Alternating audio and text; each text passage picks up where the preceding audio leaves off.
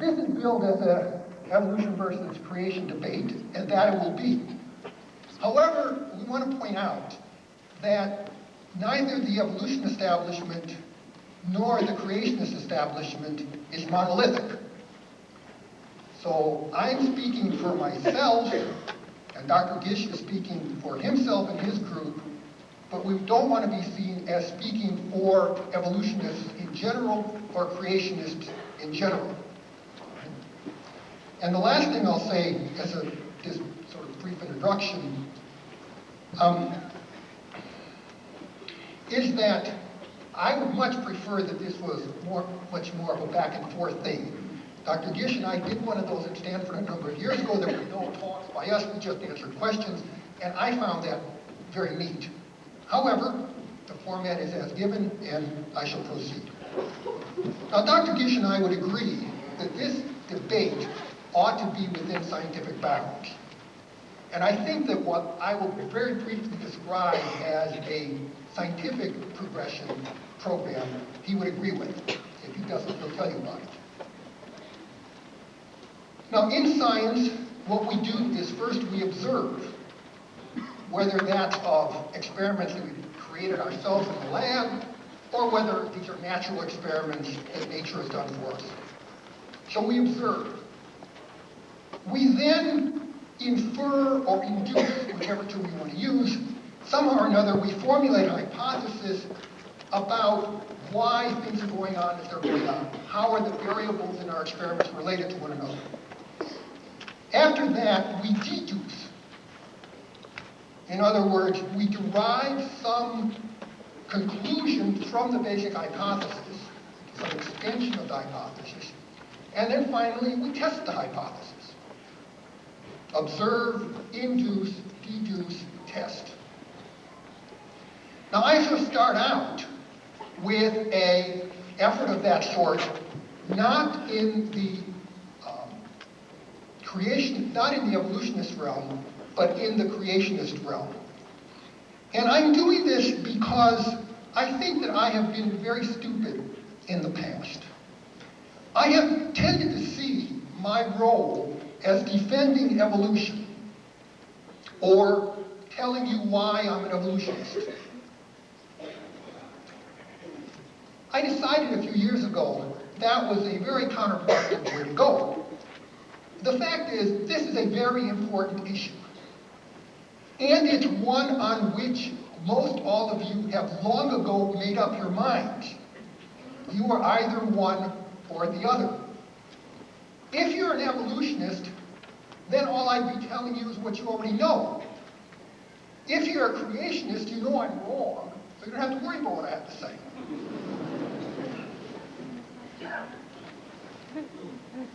So what I'm going to do here, at least to some extent, is to attack creationism, or at least Dr. Gish's version thereof, because there are, as you will see, certainly creationist perspectives with which I certainly have no problem, either personally or as an evolutionist. Also, I do not want this to be any argument about whether there is a creator of one sort or another or not. Personally, I can live with either.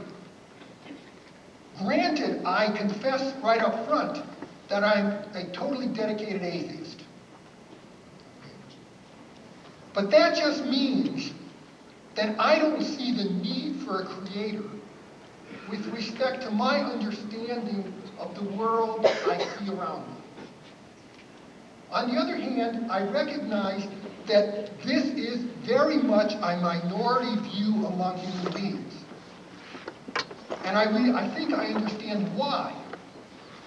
It's the other, the God view, the creator view, is the majority view. And I have no problems with that. So with that sort of introduction, let me start with refutation number one with respect to the creationist perspective. And for this, I'll go with one of Dr. Gish's books, says Dinosaurs by Design, authored by my opponent.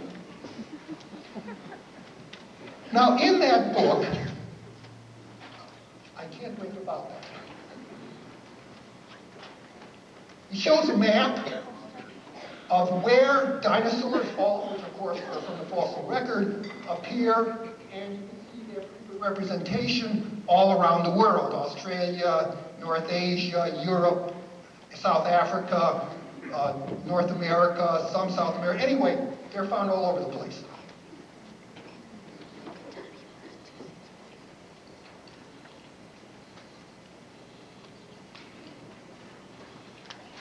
Now, we want to see what the working hypothesis is of Dr. Gish's. And this is taken from another of his books called The Amazing Story of Creation from Science and the Bible. And on page 68, and I'll read directly, he writes, "Dinosaurs, as were all other animals, except for those that lived in the sea and the birds that flew in the air, were created on the sixth day of creation, the same day man was created." And then he adds parenthetically, note, quoting from the Bible, "Behold now behemoth, which I made with thee." Then, to go to Dr. Gish, although dinosaurs and man were created to inhabit the earth at the same time, dinosaurs became extinct after the flood of Noah, which will be explained later in more detail. All right. We have there a working hypothesis. We're not worrying here about whether anything supernatural is involved, such as getting the animals to the ark, feeding them, and all that kind of stuff. Right? Because even if I were to wave my arms and fly around the room, okay, that might be supernatural, but there would be the event to try to explain. So here we have a hypothesis, which, as far as I can see, doesn't have any events to explain. Because what this hypothesis is saying is that not only dinosaurs and people, but all terrestrial mammals and fossil large mammals coexisted with themselves and the dinosaurs.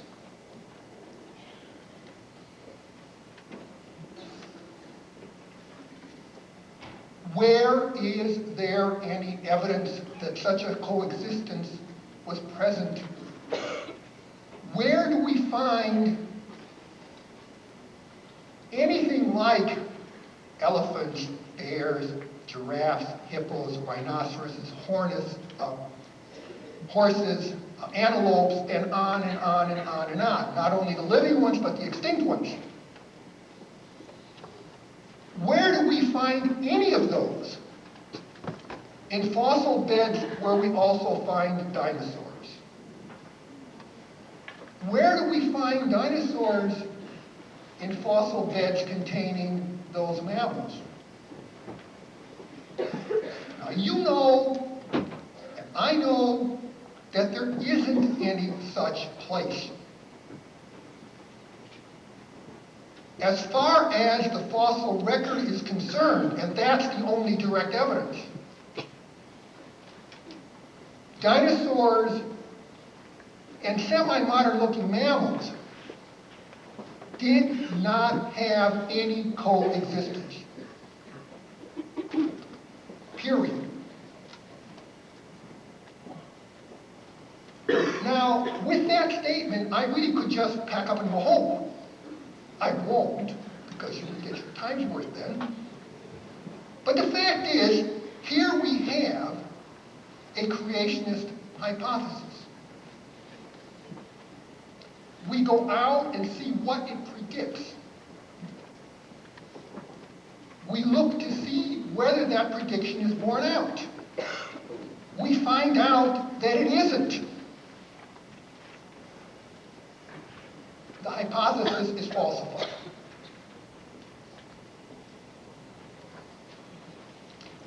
Now, one might say, well, okay, maybe, but what about the other side of this, which you will no doubt hear from Dr. Gish? What about the lack of intermediate forms? What about the lack of direct evidence for evolution?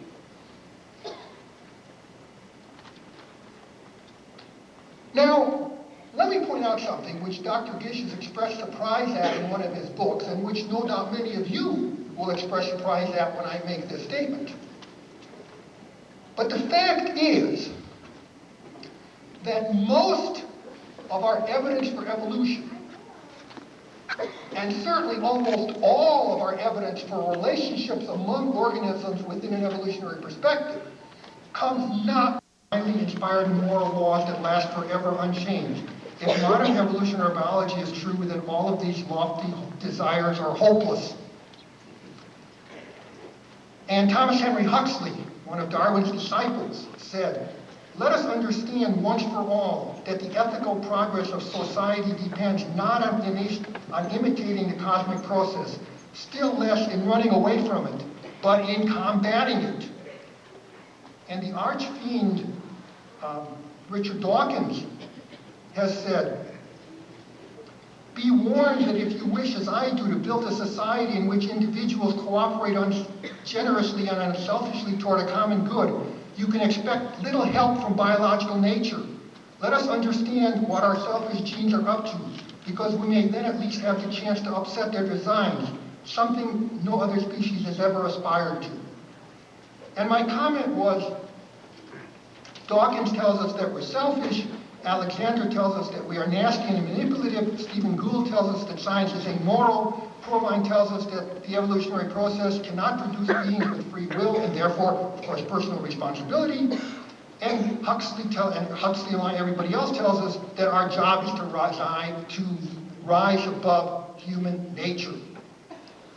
Well, as I said, to repeat myself, with friends like these, my perspective does not need any enemies, because thoughts like that will turn virtually every human being off. That is not a philosophy that they would care to embrace, and for good reason. How can they believe these things? Well, the easiest example to take is Dawkins. Dawkins tells us that we are selfish because this is the way to get ahead. That is, whatever you gain, you're taking away from someone else. In effect, that the human existence is a zero-sum game. But you know that that isn't true. You don't engage in a social interaction, generally speaking, because you're trying to take advantage of the other person. A social exchange is just that, an exchange. Someone gives you something which you prize, and you trade them with something else. So in a social interaction, you both come out ahead. Now, Dawkins' problem is that he's a socialist, and socialists don't believe in a world like that because that's capitalism. Okay, that's the market. So what he has is his ideology in one area of his life affecting his thoughts in an entirely different area. Now, from an evolutionary perspective, we come from an interactively social background. We have been social for at least 40 million years. Interactive sociality can only begin to exist and continue to exist if, in fact, on the average, two individuals were better off after their social interaction than they were before it. So that to the extent that we come from an interactively social background, we are still inherently social, and that is, more broadly speaking, moral and ethical human beings. Just as incest avoidance is built in, the evolutionary perspective tells us that to a large extent morality and ethics is built in and needs only to be brought forward in an appropriate social situation. We no more learn to be moral and ethical or to avoid inbreeding than we learn language or bipedalism by being taught it. We learn these things by experiencing them in a general human society. We are not taught because basically our genes have already learned the lesson. And all they need to do is to develop within an appropriate body, both at the individual and group levels. And I'd like to close this out with the ultimate messages. And these come from Rabbi Hillel about 2,030 years ago. And he said, first, if I am not for myself, who is for me? If I am for myself alone, what am I? And if not now, then when? Now this is a purely evolutionary message. If I am not for myself, who is for me? Nobody. That's the individual. If I am for myself alone, then what am I? Nothing. Because if you're for yourself alone, you're not a social being, therefore you're not human. And if not now, then when? Well, that's sort of rhetorical, but the answer is, well, yeah. Get your act on. And then more in the old term moral philosophy, or more fairly these days, various social sociology, anthropology, psych, political science, and so forth, okay? Moral philosophy, then, is simply an extended gloss on Hillel's questions. Nothing more, nothing less. And finally, what's the lesson? What is unpleasant to thyself, that do not do to your neighbor. This is the whole law. All else is but its exposition. Absolutely. End of talk. Thank you.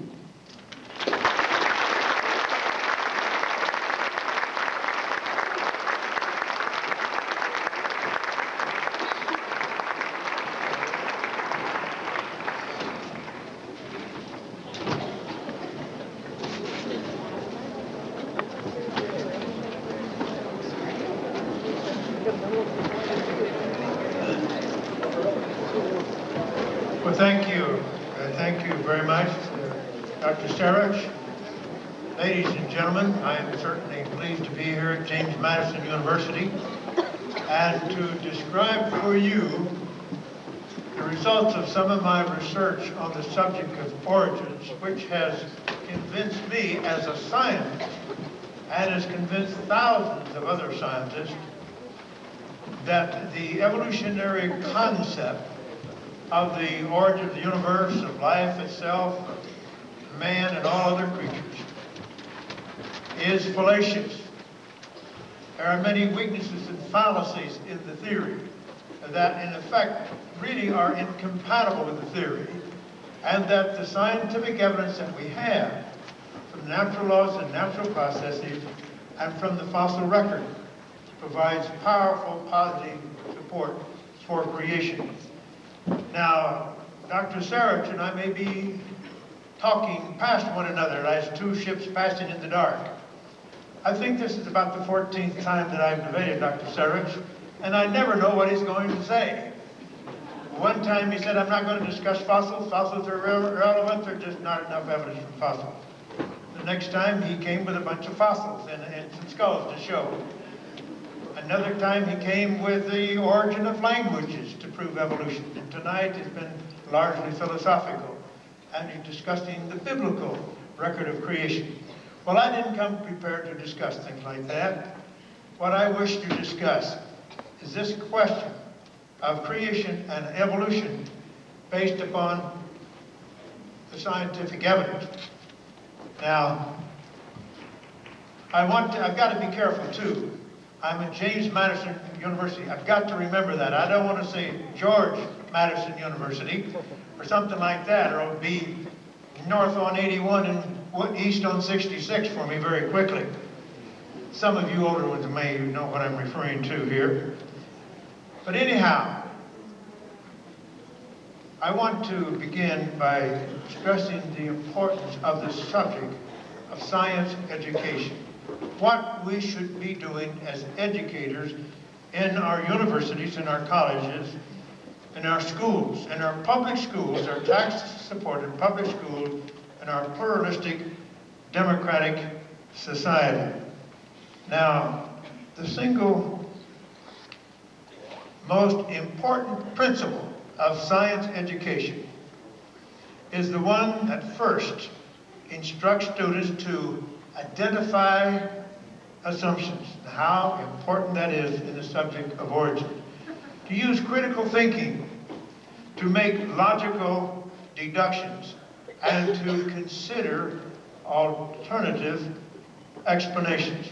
Now I want to stress that latter point there, to consider alternative education. Now, unfortunately, today, in our educational system, and our scientific establishment, we have a very different situation. Because it is true today, unfortunately, that the evolutionists control our educational establishment. There's no doubt about that. They control the scientific establishment, scientific journals, and they zealously promote a naturalistic, mechanistic, evolutionary philosophy equivalent to a humanistic religion. Evolution is proclaimed to be a fact, a unifying principle of biology, even of all the sciences.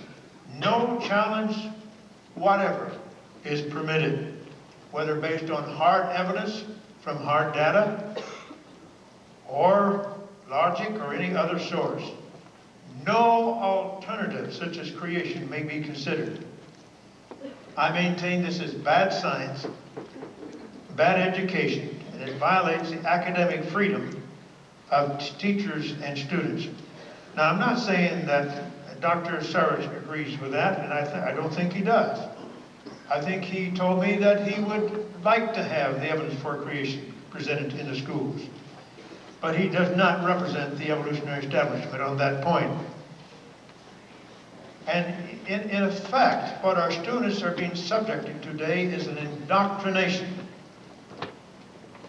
ultimately in what amounts to a humanistic religion. I want to document that. So the basic problem then is academic freedom versus institutional dogmatism. That applies to most of our colleges and universities, certainly not all.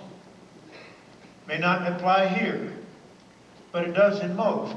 And certainly in the public schools of the state of California, evolution, the guidelines, evolution is to be taught as a fact without question. No contrary evidence is to be presented, and certainly not one word concerning the possibility of creation is to be described.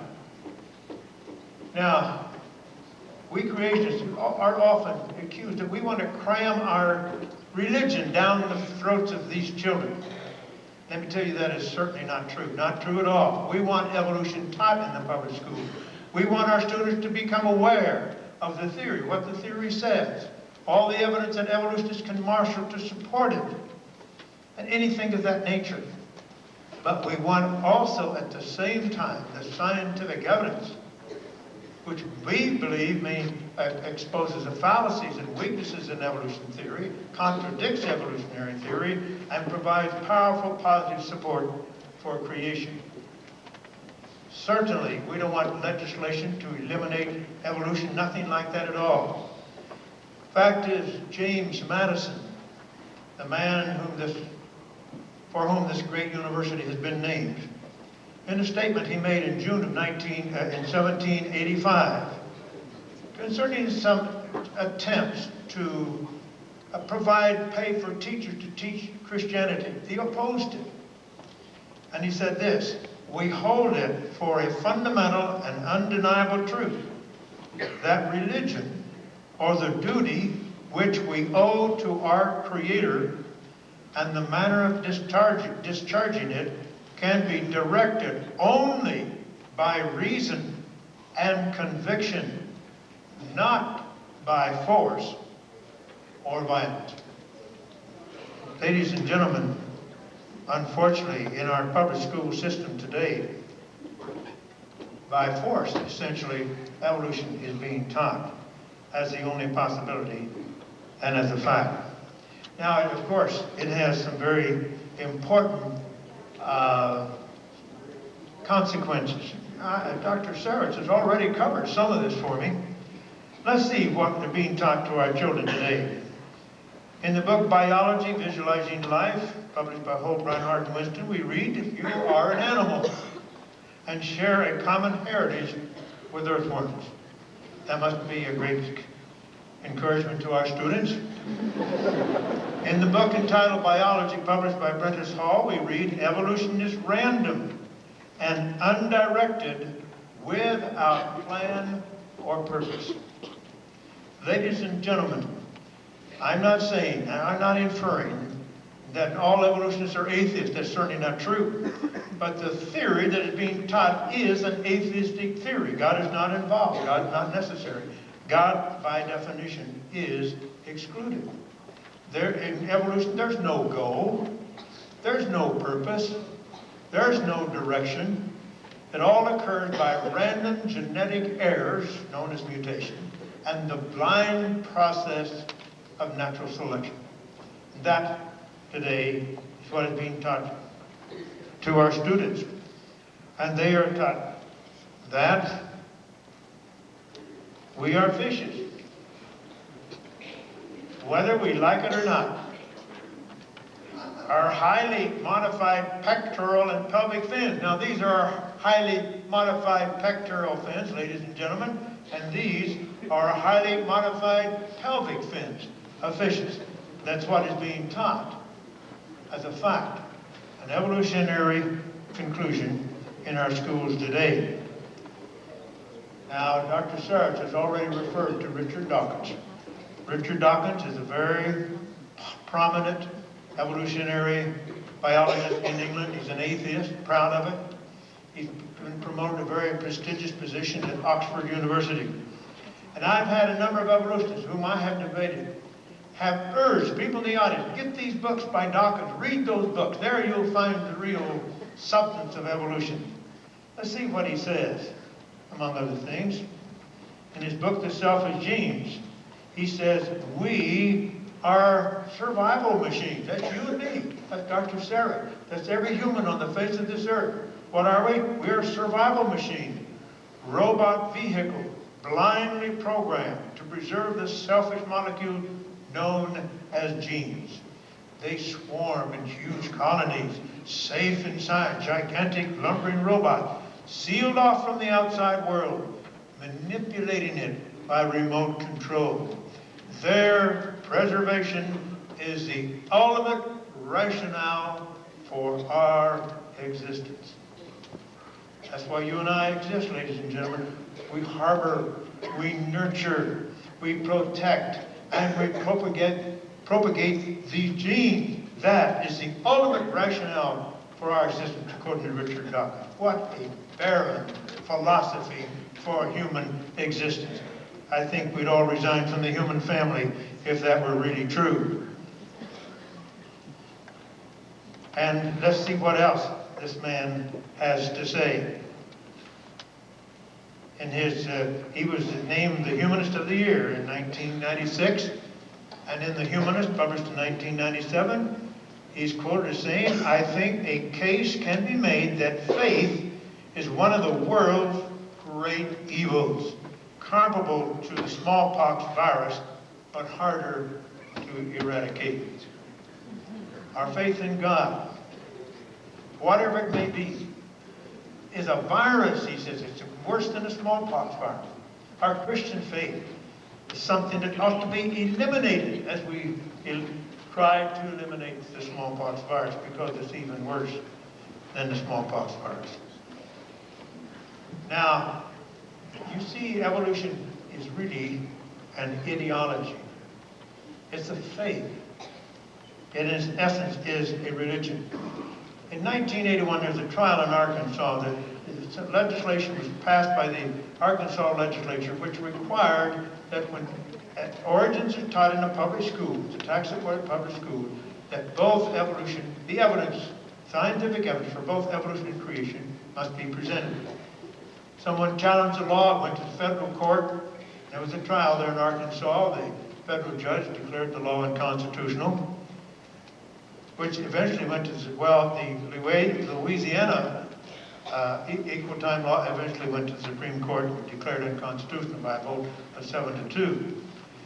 But at that time, there in Arkansas, a man named Michael Root, Dr. Michael Root, philosopher of science from Guelph University in Canada, was the chief witness for the evolutionist side.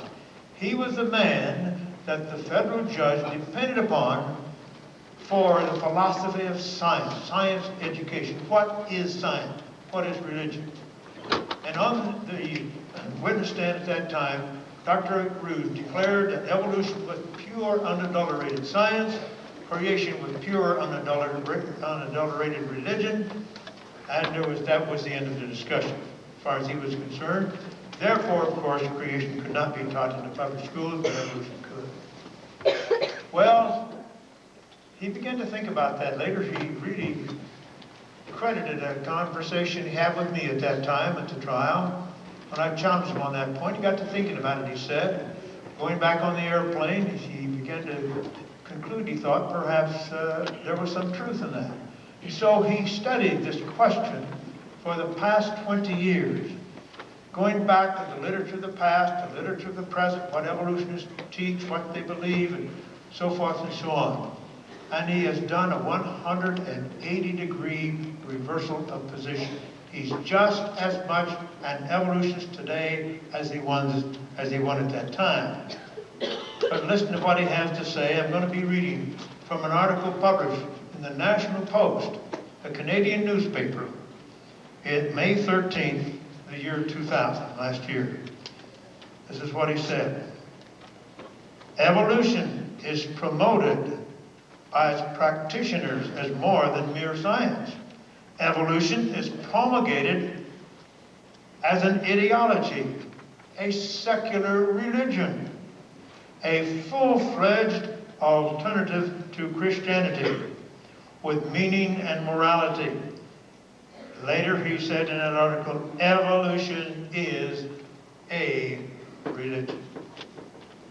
That's coming from a man who's 100% Darwinian evolutionist, a man who's a philosopher of science. He's published quite a number of books known throughout the world, many articles, well known throughout evolutionary circles. And that is his opinion on this very issue.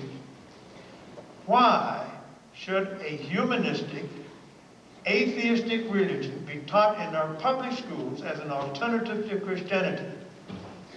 And our students then being protected, as evolutionists would claim, from error because they are the sole possessors of truth. And they need to protect them from the errors of the creationists. Now, but you might say, well, we know that evolution theory is an excellent theory. It's been proven over and over again, and this and that, and so forth and so on. Darwinism is firmly established. Yes, indeed it is. The Darwinian theory, known as neo-Darwinism today, is taught in practically every college and university throughout the United States as a fact. And I would venture to say that most likely here at James Madison University it also is taught as a fact, beyond question. And it's taught in our schools, and it's established fact. Well, we're 150 years after Darwin, and actually more and more scientists are beginning to challenge Darwinism and this Darwinian theory of mutation with natural selection. More and more evolutionists are beginning to realize the fossil record doesn't support it. There's much other evidence. You can't demonstrate it. And so they're beginning to seek some other explanation. Now, there's still evolution, most of them, but they have discarded their faith in the Darwinian solution. There's a very well-known Swedish scientist, Dr. Søren Løvstrup, well known throughout the world for his work in biology. Definitely an evolutionist, there's no question about that. But this man has completely lost any faith in Darwinism, the neo-Darwinian theory, the modern theory of evolution. He has accepted more or less what is known as the hopeful monster mechanism. This is the idea that evolution occurs in huge jumps, not that gradual jumps in Darwinism, but by huge jumps. One time a reptile laid an egg and a bird was hatched from the egg. Just like that, you went from a reptile to a bird. Must have been a tremendous shock to Mama Reptile when that happened.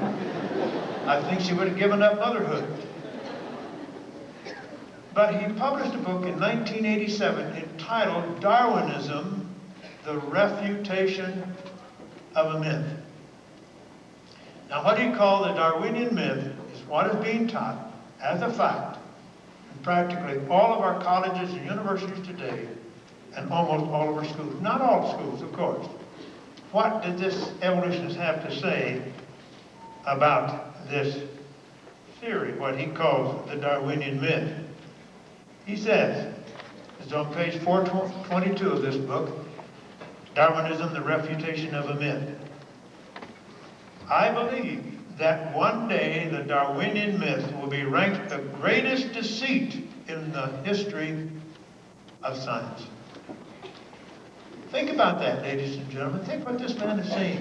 What is being taught is established fact, inscribed in stone, in practically every university in the United States and in our schools.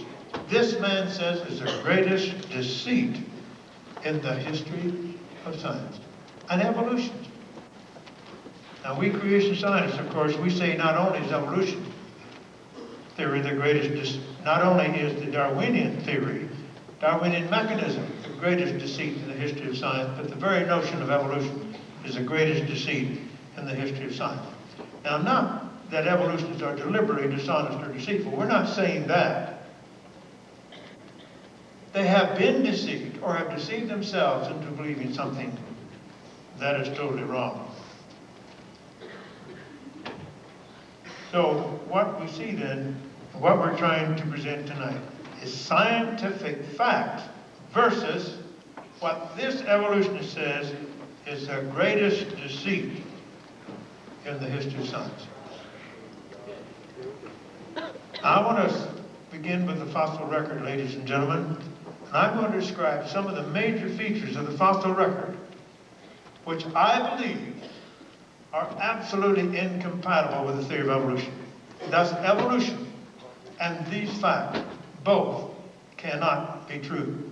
Evolutionists believe that life began as a little microscopic organism several billion years ago. For a couple billion years or so, nothing happened. The Earth was populated only by these little microscopic organisms. Then there was sort of an explosion, and suddenly, multicellular organism appeared in the fossil record. And I'm illustrating some of these creatures on this slide. This is the picture of animals found in Cambrian rocks. Cambrian rocks are found all over the world. Evolutionists believe they began to form about 530 million years ago. And they believe that this Cambrian explosion occurred in just almost an evolutionary blip in hardly more than 5 million years. In these Cambrian rocks, we find billions times billions, probably times billions again, of these fossils. Fossils of sponges, jellyfish, trilobites, sea urchin, sea lilies, clams, snails, brachiopods, worms, and many other very complex invertebrates. Now, under these, generally, underneath the Cambrian rocks are found Precambrian rocks, which evolutionists believe were laid down during hundreds of millions of years preceding and leading up to the Cambrian. Many of these Precambrian rocks are undisturbed, perfectly suitable for the preservation of fossils. If the fossils were there, we certainly would find them. What must we find in those Precambrian rocks if evolution is true? We must find billions times billions of fossils. of the transitional forms between that microscopic organism and these very complex creatures. And we must find fossils of the transitional forms showing that they evolved from a common ancestor. That's what we must find if evolution is true. What do we find in those Precambrian rocks? Oh, there's reports of microscopic organisms, little single-celled, soft-bodied microscopic creatures. Certainly, if you can find those things, you can find everything between those and these creatures. And there's an ediacaran fauna, they call it. They're complex invertebrates found all around the world. They're soft-bodied, but not possible. The evolutionists say they're not possible. Could they be the ancestors of these creatures because they're so different?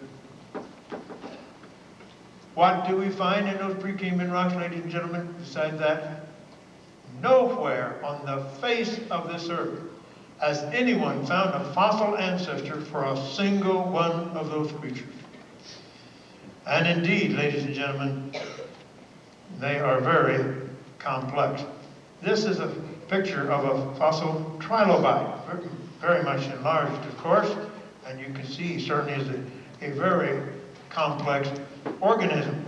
As a matter of fact, we take a quick look at the eye of the trilobite, and we find that it has 600 lenses. 600. And the lenses are still preserved because they're composed of calcium carbonate. They're still there in the rocks. And when scientists studied the optics of these eyes, they were astounded to discover that they have perfect, undistorted vision. They had utilized several principles and laws of optics and had constructed a perfect eye, free of distortion. Incredible. Ladies and gentlemen, nowhere on the face of this earth has anyone found a fossil ancestor for these creatures. Not one. And that's true of clams and snails and all of these other creatures. Every one appears fully formed without a trace of an ancestor or intermediate. Now, you don't have to take my word for it. We're going to let an evolutionary biologist speak for that. Dr. Sarich has already quoted Dr. Fatuma, evolutionary biologist, in his book, Evolutionary Biology, the second edition, published in 1986. This evolutionary biologist said this, and I must explain that these different creatures, clams and snails and trilobites, are so basically different from one another, they're placed in different phyla. The phylum is the most extensive category of creatures. What does he say?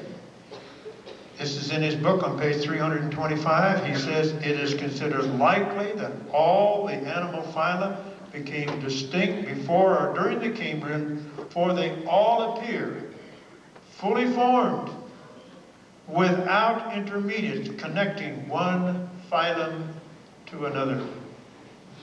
Ladies and gentlemen, evolution is dead. It is dead in the water.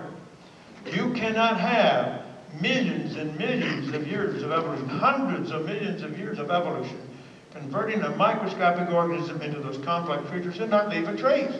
It's physically impossible. We ought to find billions times billions of their fossilized ancestors. We ought to find billions and billions and billions fossilized transitional forms showing these different creatures evolving from a common ancestor. There's not a trace. Not a trace. And we have abundant testimony from other evolutionists to that fact.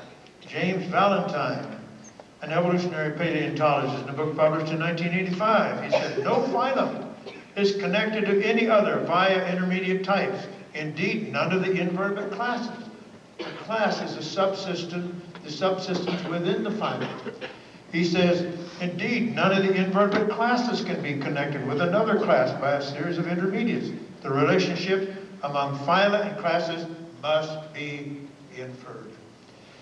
Ladies and gentlemen, how can we have all of these millions and millions and millions of years of evolution producing that tremendous variety of complex invertebrates and not leave a trace? It's physically impossible. You see, these invertebrates, complex invertebrates, have no ancestor. Well, they're supposed to be our ultimate ancestors, so we have no ancestors either, you see. And evolution is simply impossible. Now, evolutionists then believe that one of these invertebrates evolved into the fishes, the vertebrates. Well, where else would vertebrates come from? Where would the fishes come from? They had to come from somewhere. So they said they evolved from one of these invertebrates, maybe a clam or snail or worm, something like that. They believe that must have happened. Well, we certainly have billions and billions and billions of fossil fishes all over the world. All the major kind of fishes are represented in the fossil record. We have billions times billions of fossils of the invertebrates.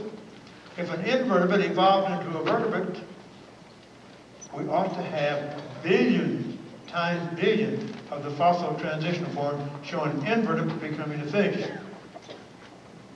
Evolutionary theory says the fittest is the creature that reproduces in the largest numbers.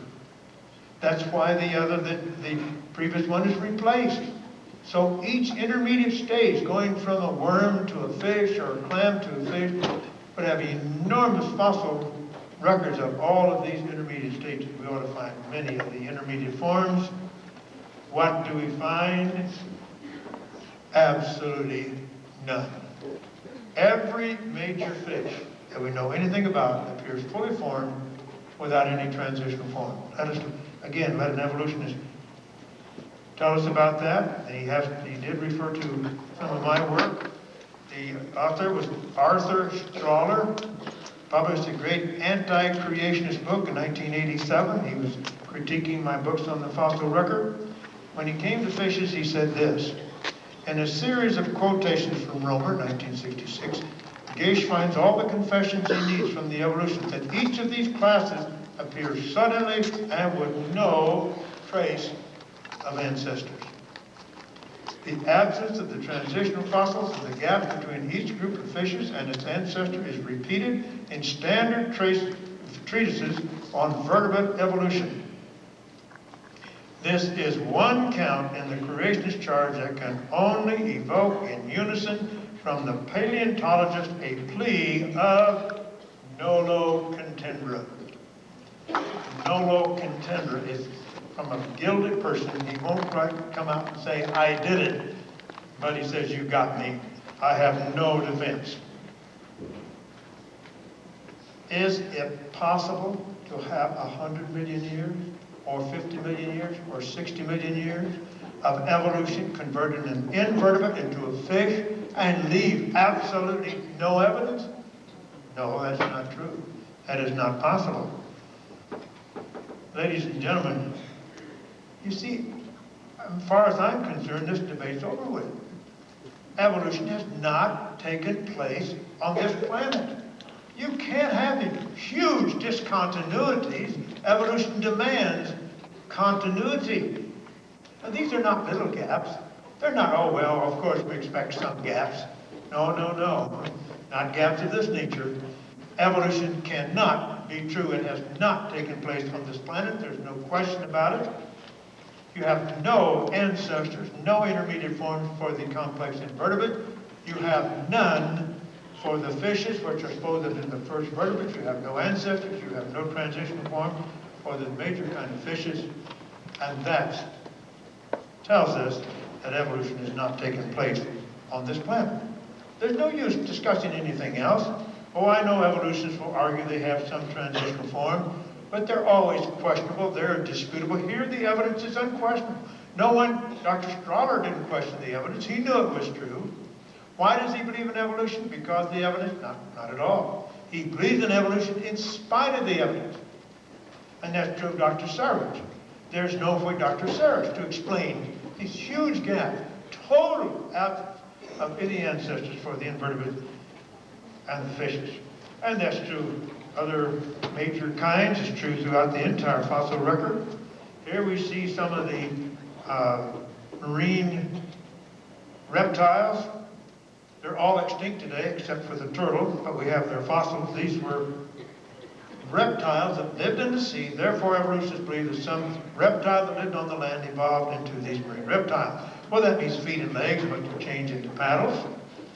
And we see this ichthyosaur, that means fish reptile. We look at that creature.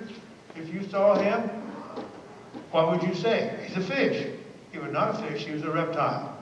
Can you imagine all of the intermediate stages between some reptile that lived on the land, some four-legged reptile, lived on the land, that for some reason got into the water, stayed in the water for eons of time until it evolved into that creature?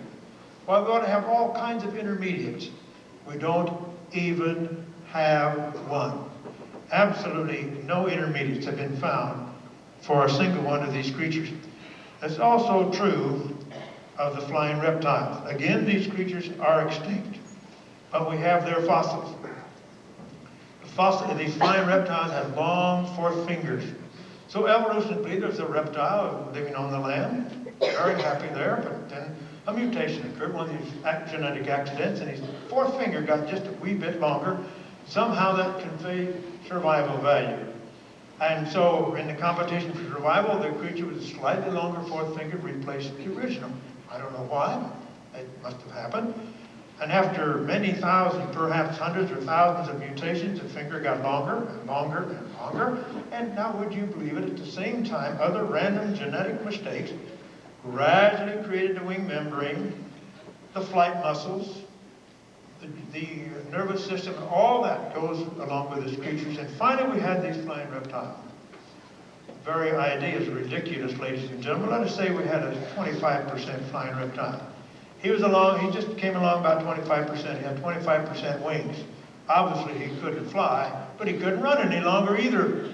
He'd be going around, dragging those useless appendages around, and he couldn't catch prey, he couldn't escape predators. He would be rapidly eliminated. And ladies and gentlemen, no one has ever found a single fossilized ancestor or transitional form for these creatures. And they existed in many places around the world. If those transitional forms existed, we certainly should have found them. It'd be incredible that all we ever find is the terminal form. All those intermediates, and they would have made up the whole record, most of the record, because there's a long time span, you see, creating these things, and not one has ever been found. And that's true throughout the fossil record. Ladies and gentlemen, I want to show you some statements from leading evolutionists concerning the fossil record. One of these evolutionists, Dr. Colin Patterson, senior paleontologist at the British Museum of Natural History, expert on fishes. Man, certainly an evolutionist. He published a book called Evolution. A friend of mine, that was a number of years ago, about 20 years ago, and a friend of mine was in London. He bought a copy of the book, he read it, he enjoyed it. He wrote to Dr. Patterson. He said, Dr. Patterson, I enjoyed your book very much. But he said it would have been helpful if you had included some actual examples of transitional forms in your book. Dr. Patterson wrote back to my friend, thanked him for the letter, and then he made the following statement. This is in a letter to Luther, Sunderland, April 10, 1979. He said, I fully agree with your comments on the lack of direct illustration of evolutionary transitions in my book. If I knew of any, fossil or living, I would certainly have included them. End of quote. What does he say? He didn't know of a single example of a transition form, either in the fossil record or among the living organism. Now, evolutionists believe that many of the animals on this earth have been here for millions of years. Plenty of time for evolution to go to work. There is not one example on the face of this earth among living creatures that are beginning to become something else, that are evolving into something. Not one single example. And Colin Patterson said he didn't know of any other example among the fossils. And evolutionists there at the British Museum, among the greatest collection of fossils in the world, and he couldn't produce any transitional form.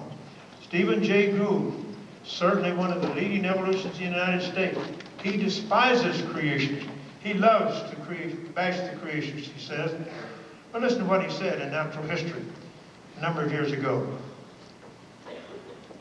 He's a professor at Harvard University, one of the major spokesmen for evolution today. He says the extreme rarity of transitional forms in the fossil record persists as a trade secret of paleontology. Darwin's argument, that is the extreme imperfection of the fossil record, still persists as a favored escape of most paleontologists from the embarrassment of a record that seems to show so little of evolution. End of quote. Ladies and gentlemen, if evolution is true, if we've had millions and millions of species evolve during hundreds of millions of years, why would the fossil record be an embarrassment to evolution? It'd be the greatest evidence. Anybody should be able to go into a museum and there see millions of these transition forms, fossils of millions and millions of those things. Should be everywhere. You wouldn't have to be an expert anatomist or an expert on anything to recognize a half wing and a half forelimb, or a half feather and a half scale or something like that. You could immediately recognize it. And we should have an enormous number of those things. Why would it be an embarrassment, this fossil record, an embarrassment to evolutionists? It should be their greatest evidence. But you see, it is an embarrassment because they have never found those transitional forms, the vital transitional forms that are so essential for evolution theory. Therefore, we have these scientific facts, you see, versus evolutionary theorizing, constructing just so stories, how this must have formed or that must have formed through time. Now, you may believe, well, scientists are unbiased, are careful in their research, and they're not guided by preconceived ideas. They just look at the facts, construct a theory, and look for evidence. Let me tell you, that's not the way it works. Certainly not in evolution theory. Evolution is an ideology. As Dr. Michael Ruth, an evolutionist, said, it's a religion. And it affects how they work. In November of 1999, there was an article in National Geographic magazine. Now, I know National Geographic is not a refereed scientific journal. But the article was based upon the research and the observations and the proclamations of scientists. They reported that they had found a fossil of a creature that was half bird and half dinosaur. Now, there's a big fuss among evolutionists.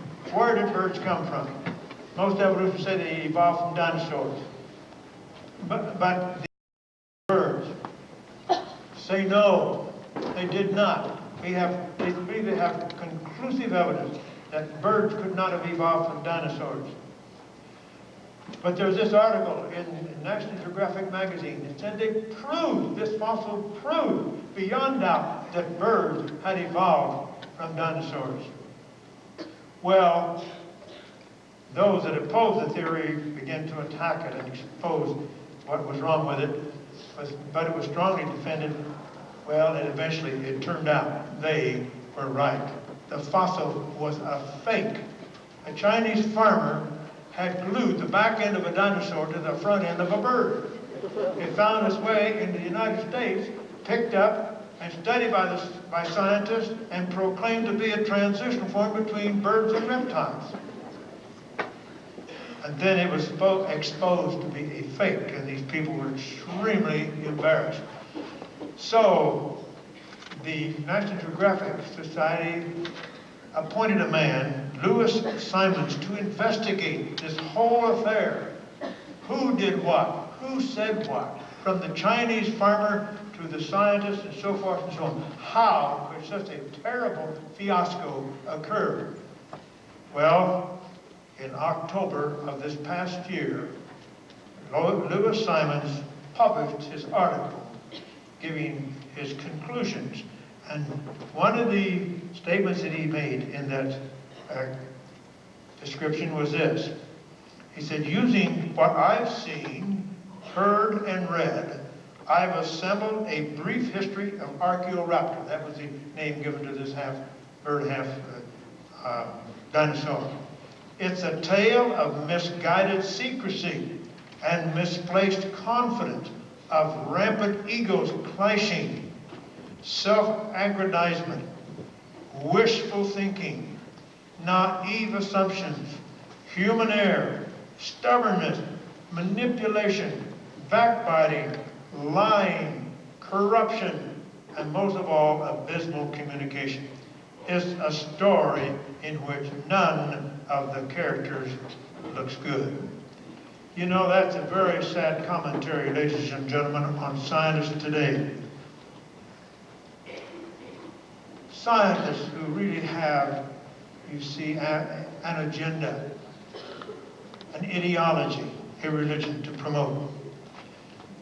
Now, I want to make very clear, I'm not saying that's true of all evolutionists, because it's not. Many of these people are very honest, very hardworking, believe in what they're doing. But we see what can happen when bias and preconceived ideas dominate a field. You see, we have these scientific facts which I've described versus these just so stories, how these things supposedly took place. Now I want to leave the fossil record, and I want to emphasize once again, when we go back to the origin of the complex invertebrates, the origin of the vertebrates from fishes, there's absolutely no doubt. The record is clear. The facts are beyond dispute. They had no ancestors. That's what the record reveals. That's what the facts show, whether you believe it or not. I want to go in the matter of design and purpose. If we were created, then we were created for a purpose. We should show evidence for design. You know, when we see anything, it has design. Whether it's an arrowhead or whether it's a computer, we immediately assume, do we not, that there was a designer, some intelligent creator, someone who had the ability and the intelligence to create that. Didn't create itself by a series of transitional forms or by mutations or anything like that. But when it comes to biology, now that's a different thing. Dawkins says, we see these things that give every evidence, every appearance of being created. He admitted that. But he said Darwin explained how that could happen. Well, let's look at a jet engine. Now, I'm not going to explain all about jet engines because I know very little about them. But they have stators, they have rotors, and they have rotor bearings. That's an important part of a jet engine. And I want to relate that to something we find in nature. The bacterial flagellum. The bacterial, found in Escherichia coli, we commonly call it just E. coli, a bacterium, which is in your intestinal system, makes up most of the material in your intestines. Research biologists were fascinated how this incredibly small appendage on a bacterial cell might operate. The flagella. The flagellum, it rotates. And through these flagella, the little bacteria can go forward, it can go backward, it can go sideways, it can do it very quickly. And when he senses there's some food over there, he moves over towards the food. If he senses somebody's poured some acid or something that might harm him, he zips off in the other direction. And so he has to have a sensory system, he has to have a motor system, he has to have this complex system. And so scientists began to investigate this system. Now we're going to blow up this picture 1,000,000 times. Of course, we have to use the electron microscope to do that. And we see it's some idea of the mechanism of this flagellum. But here's the flagellum, and it has this connection here, and these different layers. The E. coli flagellum, and what is the power? What drives it? What causes these things to spin? It's powered by a constant torque, proton motive, force-powered, reversible rotary motors. Now what does that mean, proton motive? Simply electricity. It has a little electric motor that causes this thing to spin. That's found in this, not in a complex organism, but a little bacterium, E. coli. And if we blow it up a little bit more and we take a look at this, we find it has rotors, stators, and rotor bearings, among other things, various layers, very complex system. And we're only getting a glimpse of this system.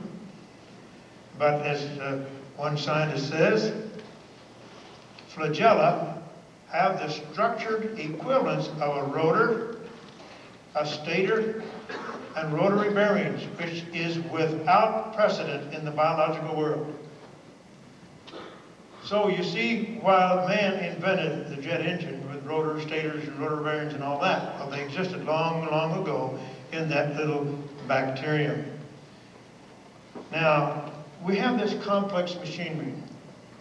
I would have to spend the rest of the evening to describe all the complexities of it, but of course, it has to have many things to control its function. The motor system, look at the complexity of the motor system. It rotates counterclockwise or clockwise. It has a switch signal, it has response, it moves in various directions. And all of this, just look at the complexity of the motor system of this little bacteria flagellum. Just look at the complexity involved there. It has to have a very complex sensory system. It has to know where to go, which direction, what to avoid, what to attract. Here's the outline of a sensory system. It has attractive sugars come in, so it moves out in that direction. It has aspartate, serine, methionine, methylation system, sign inversion, has a memory, switch signal, all of that is involved in the sensory system of this little bacterium with its flagellum. Now, take it all together, the motor system and the sensory system, and that's what you have. Look at the complexity, ladies and gentlemen. One person said it has at least 50 genes. To do this 50 genes, I don't think even comes close.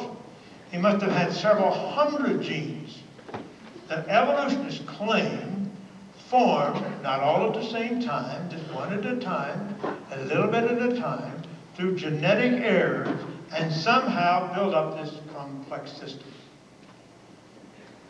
Can you actually believe that something like that happened through a series of genetic accidents to create that flagella? The flagellum, which has a purpose. You see the purpose. It very much has a purpose. We see how it's designed to fill that purpose. This incredibly complex system. Can you believe it happened through genetic accident? That it has no intelligent source whatsoever?